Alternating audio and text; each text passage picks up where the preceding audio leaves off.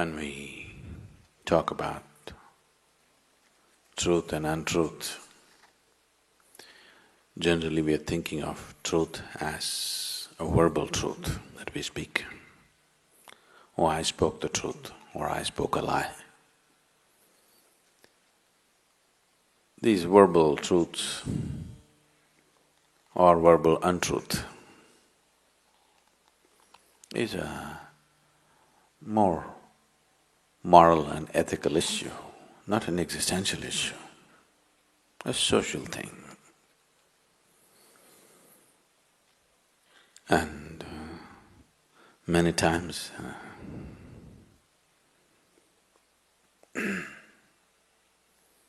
you know, there's a lot of terrorist attacks going around in the world. You just had one, we've had plenty back home.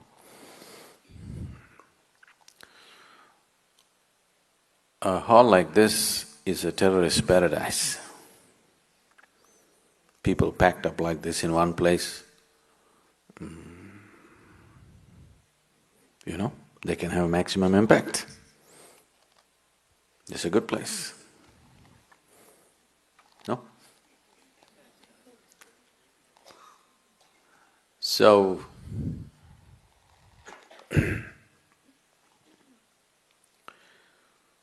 when I was coming just now, I met a terrorist. Because everything is quiet here, he didn't know whether the people inside or not. He's trapped up. He asked, are there people inside? Do you want me to tell him the truth or untruth? Huh? You want me to speak the truth or untruth? What kind of people are you? So, what is truth? What is untruth? It is not in the words that you speak. It is in the way you hold the life within you.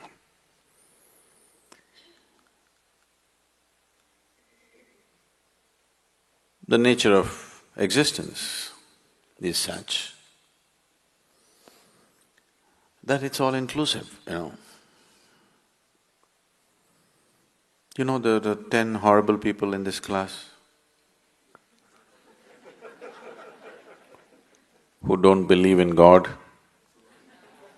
But when the sun comes up in the morning, you'll have 10 black spots falling on them. Believers have such hopes. No, when sun comes up in the morning, it lights up everybody, isn't it? What nonsense you believe in or what nonsense you disbelieve in, it doesn't matter, it just lights up everybody. Whoever opens his eyes, for him there is light to see. Who you are, what you're thinking, what you're doing, are you this or that, it doesn't discriminate. Whether you are a crawling worm or a big human being, it doesn't discriminate. So the essential nature of life is all inclusive. There is no discrimination. This is the truth. If you sit here like that, absolutely all-inclusive, you are in touch with truth. If you have become a prejudiced exclusiveness, this is the untruth. It is not in the words that you speak, it is in the way you are. Truth is not something that you can say or not say. Truth is something, either you're in touch with it or you're not in touch with it. It's not your doing. If it's your doing, it must be a lie, isn't it?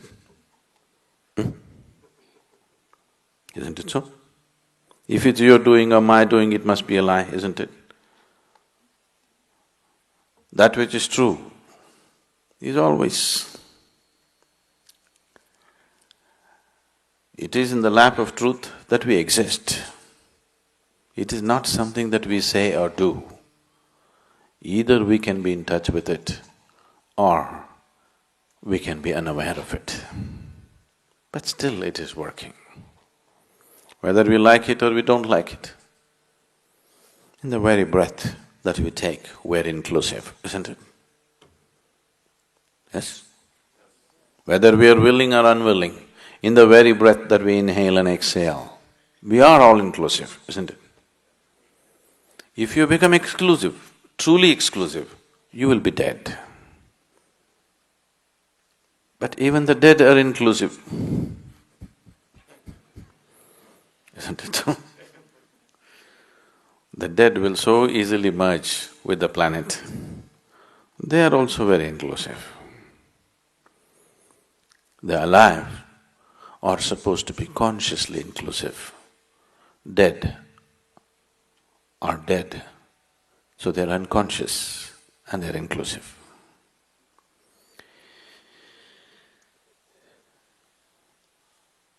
The litmus test for you, whether you're in touch with truth or not, is just this. If there is any kind of suffering in you right now, you're not in touch with truth. If you're in touch with truth, there can be no suffering in you. It's as simple as that. How deep your suffering is shows how far away from truth you are right now. There are many ways to approach this. We have been trying to open up doors in the last few days. Whatever we have been doing here, I've been repeatedly saying this is not a teaching, this is just a method.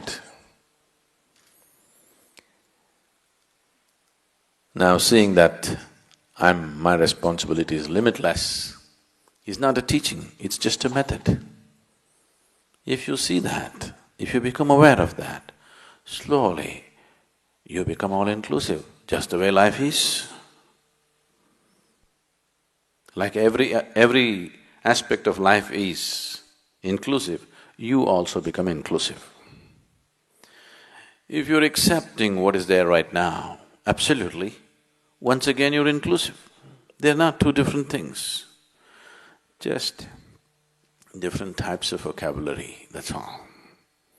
Essentially, you want to move from exclusiveness to inclusiveness.